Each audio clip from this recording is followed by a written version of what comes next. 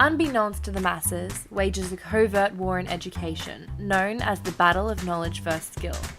Knowledge, or the theoretical understanding of a subject, has been characterised by the likes of some as of secondary importance in education, while skill, that is, the practical ability to do something, is paramount.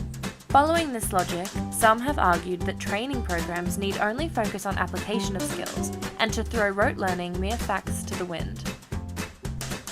Willingham, on the other hand, points out these two are intimately connected, and, in fact, without background knowledge of a skill, one cannot correctly apply it.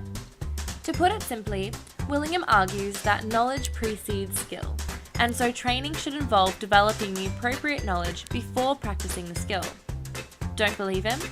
Well, let's consider two examples where our friend here, Tom, tries learning to cook using two different methods. In his first attempt, Tom tries to learn from this recipe he found in his dusty cookbook. But it's complete gibberish to him. Tom has no idea what sauté means. And how does he poach something? Unfortunately, this recipe has assumed too much prior knowledge, and this isn't good. Without appropriate background knowledge of culinary techniques, Tom doesn't have sufficient vocabulary to understand this recipe. It may as well have been written in hieroglyphs. After 3 YouTube videos and a Google definition, Tom finally works out what these foreign techniques mean, and he gets back to his cooking.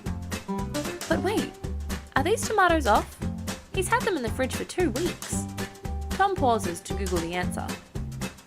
But in doing so, he's forgotten about the garlic on the stove, and it's burning. The pasta's been cooking for a really long time. Can you overcook pasta? Should he be washing the mushrooms before use? What is the proper way to dice carrots? With all of these questions, Tom's trying to multitask, but it's all too overwhelming.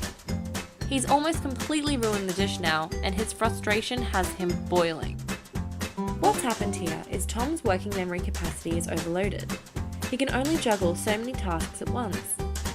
While this results in not only a poor tasting dinner, it also means Tom is unlikely to learn anything valuable from this experience, because his mind was too preoccupied with trying to figure out the basics.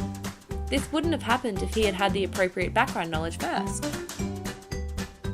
Now let's look at an example where Tom learns to cook the same meal using a good instructional video, which not only demonstrates the skill, but educates the student on the background knowledge needed to cook this recipe.